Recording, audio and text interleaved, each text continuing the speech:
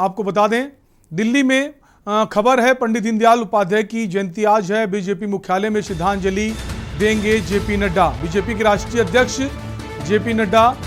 BJP मुख्यालय में श्रद्धांजलि देंगे। दिल्ली से आपको खबर बता रहे हैं। वहीं गोरखपुर में सीएम योगी ने जयंती पर माल्यार्पण किया। सीएम योगी जयंती पर करेंगे मेले का शुभारंभ। जयंती पर गरीब कल्याण मेला का शुभारंभ होगा।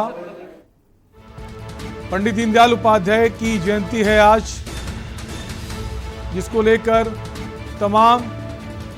जिलों प्रदेशों में ये जयंती धूमधाम से मनाई जा रही है। इसी कड़ी में अगर दिल्ली की बात करें तो बीजेपी के राष्ट्रीय अध्यक्ष जेपी नड्डा पंडित दीनदयाल उपाध्याय को श्रद्धांजलि देंगे।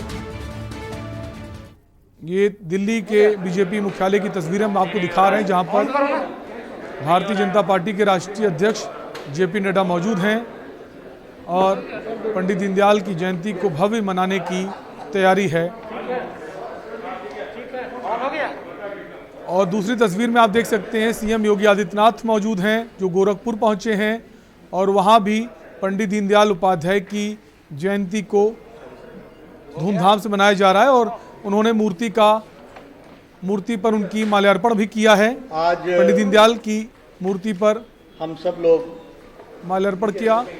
स्वर्गीय पंडित दीनदयाल उपाध्याय जी की 105वीं जन्म जयंती मना रहे हैं। हम सब जानते हैं कि भारतीय जनसंघ की स्थापना और भारतीय जनसंघ के विचारधारा को प्रतिपादित करते हुए एक राष्ट्रीय राजनीतिक दल के रूप में स्थापित करने में और आज जो दुनिया की सबसे बड़ी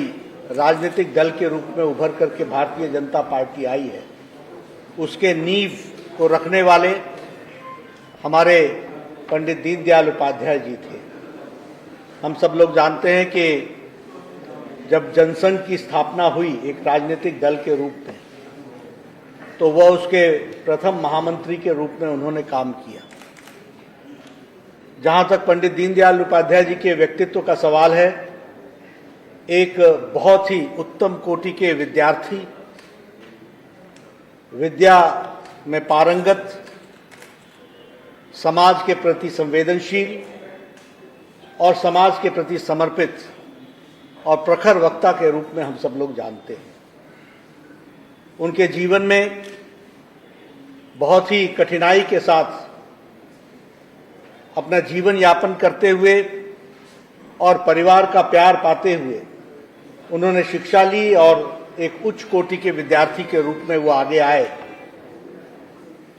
और जीवन में उनको सरकारी नौकरी के रूप में एक नहीं अनेक मौके आए, लेकिन शुरू से ही उन्होंने अपने आप को समाज के प्रति समर्पित करने का तय किया, निर्णय किया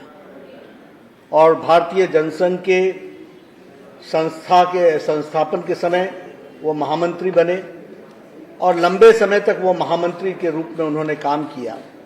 और बाद में कालीकट अधिवेशन में वो भारतीय जनसंघ के अध्यक्ष भी बने। उनकी राजनीतिक यात्रा बहुत छोटी थी, बहुत कम अवधि की थी, लेकिन इस छोटी अवधि में उन्होंने अपने आप को और जनसंघ को बढ़ाने में अपनी बहुआयामी प्रतिभा के कारण बहुत कम समय में जनसंघ को स्थापित करने में उनका एक विशेष योगदान था। वो एक ऐसे राजनेता थे जिनमें तीनों गुण उपस्थित थे, विद्यमान थे। वो एक राजनेता भी थे,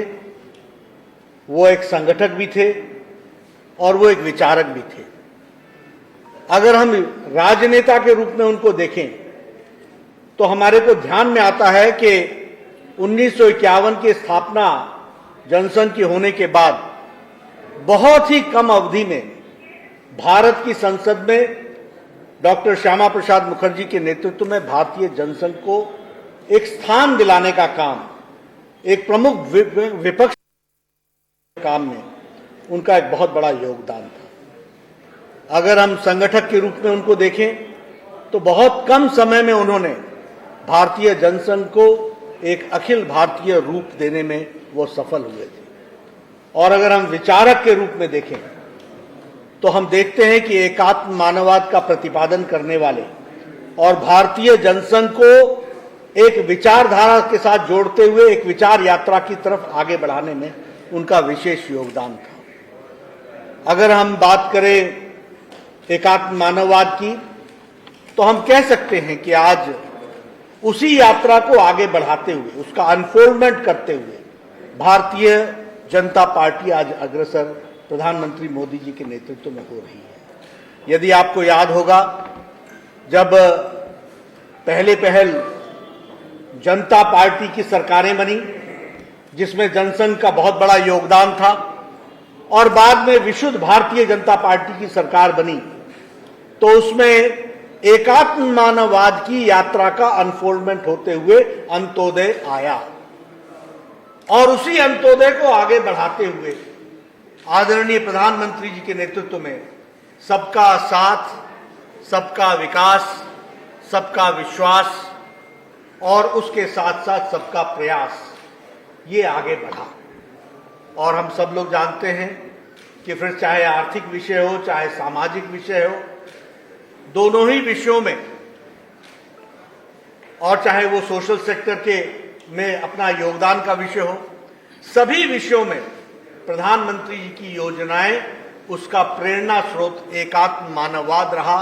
और अंत्योदय से वो यात्रा बढ़ते बढ़ते सबका साथ, सबका विकास, सबका विश्वास और सबके प्रयास तक पहुंचा है। धन योजना हो, फिर चाहे वो इकोनॉमिक इंक्लूसिव के कार्यक्रम हो, फिर चाहे वो डायरेक्ट बेनिफिट ट्रांसफर हो, फिर चाहे वो आयुष्मान भारत हो, फिर चाहे वो उज्ज्वला योजना हो, फिर चाहे वो उजाला योजना हो, फिर चाहे वो प्रधानमंत्री गरीब कल्याण अन्न योजना हो, फिर चाहे वो प्रधानमंत्री गरीब किसान योजना हो, ये सारी योजनाओं में अगर आप देखेंगे कि किसान को सबल बनाना, गरीबों को संबल बनाना, उनके लिए आर्थिक दृष्टि से उनको मजबूती प्रदान करना, उनके स्वास्थ्य की चिंता करना, स्वच्छता अभियान के माध्यम से महिलाओं का सशक्तिकरण करना, सौभाग्य योजना के तहत गरीब आदमियों के मूलभूत सुविधाओं को पहुंचाने की योजना बनाना, ये सारे कार्यक्रम जो प्रधानमंत्री मोदी जी के नेतृत्व में चल रहे हैं, यह एकात्म मानववाद के विकास यात्रा का एक परिणाम के रूप में हम सबको देखने को मिला है। और हम सब जानते हैं कि आज इन योजनाओं के तहत भारत की तस्वीर बदल रही है और भारत की स्थिति में जिस तरीके का आर्थिक उत्थान आया है, उन सब की वैचारिक यात्रा पंडित दीनदयाल उपाध्याय जी की विचार यात्रा से प्रारंभ होती है। आज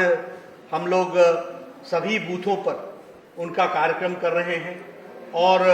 इन बूथों के माध्यम से, जिनकी संख्या है 10,40,000 बूथों पर यह कार्यक्रम हो रहा है, और उनको हम याद करके उनके कार्यक्रम करके एक वैचारिक दृष्टि से हमको ताकत मिले, हमारे कार्यकर्ताओं को ताकत मिले और उस स्पष्टता के साथ हम समाज की सेवा में प्रधानमंत्री मोदी जी के नेतृत्व में आगे बढ़ें और देश को एक सबल राष्ट्र के रूप में हम आगे बढ़ाने में अपना योगदान करें। इस कामना के साथ आज 105वीं जयंती।